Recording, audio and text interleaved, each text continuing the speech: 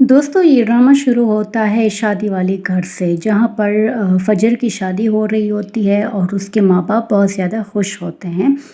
फ़जर जो कि सारा खान होती है इस ड्रामे में मरकज़ी किरदार सारा खान और दानिश तैमूर अदा कर रहे हैं। ये ख़ानदानी दुश्मनी होती है जिसमें फ़जर के ख़ानदान वाले मलक कहलाते हैं और शेर ज़मान के ख़ानदान वाले रईस कहलाते हैं।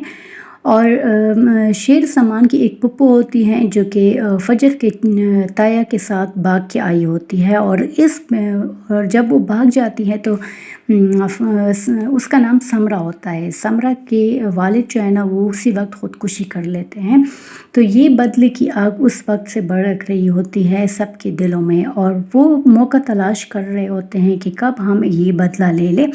तो रईस फैमिली चूँकि वो कहती है हमारी इज़्ज़त दागदार की है मलकों ने, तो मलकों के घर में जब शादी होती है तो रईस ख़ानदान का एक नौजवान वो फ़जर के साथ मोहब्बत का जाली डोंक रचाता है और उसको अपने मोहब्बत के जाल में फंसा देता है और ऐन शादी वाले दिन उसको अपने साथ भगा के ले जाता है।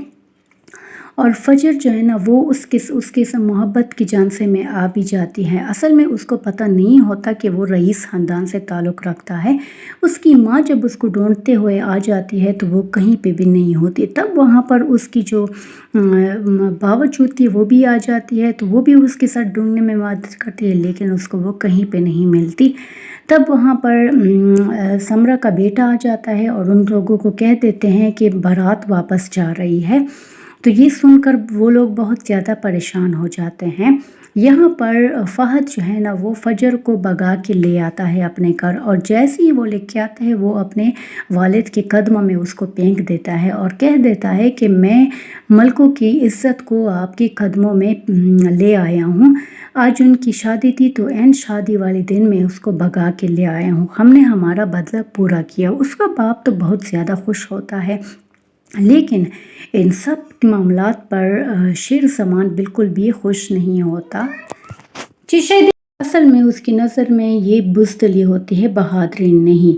तो वो अपने कज़न को बहुत ज़्यादा डांटता है और कह देता है कि तुम्हें किसी भी लड़की की इज़्ज़त को इस तरह दागदार नहीं करना चाहिए था। तो आगे से वो दोनों आपस में लड़ पड़ते हैं क्योंकि फ़हद किसी भी सूरत में फ़जर को वापस करने के हक़ में नहीं था और शेर ज़मान उसको वापस करना चाहता था कि मैं उसे अभी और इसी वक्त सबके सामने यहाँ से लेके जाऊँगा और अगर किसी में हिम्मत है तो मुझे रोक के दिखाए। फ़जर के बाप को जब पता चल जाता है कि फ़जर नहीं है, वो घर से भाग गई है, तो वो अपनी माँ को, अपनी बीवी को बताता है कि तुम्हें ज़रा सा भी पता नहीं चला कि तुम्हारी बेटी इस रिश्ते से नाखुश है। और बारात जब वापस जा रही थी तो सब इसकी मन्नतें कर रहे थे, लेकिन बारात वापस चली गई। तो उसका बाप बहुत ज़्यादा खफ़ा होता है और कहता है कि मुझे इस दिन मुझे मर जाना चाहिए। तब वहाँ पर फ़जर आ जाती है। उसकी माँ जब उसकी तरफ बढ़ती है तो उसका शौहर उसका आवाज़ दे के रोक लेता है और कह देता है कि ये अब यहाँ पे नहीं रह सकती, ये हमारे लिए मर गई है। और जब वो शेर ज़मान को कत्ल कर देना चाहते थे तो उसकी पुप्पी आके उसके सामने खड़ी हो जाती है और उसकी मिन्नतें शुरू कर देती हैं कि ये मेरे भाई की अकलौती औलाद है। बहुत सी मिन्नतों के बाद अल्लाह ने उनको ये बेटा दिया था। तो वही बंदूक की गोली जो है ना वो सीधा उसके दिल में जा लगती है, शेर ज़मान को नहीं लगती।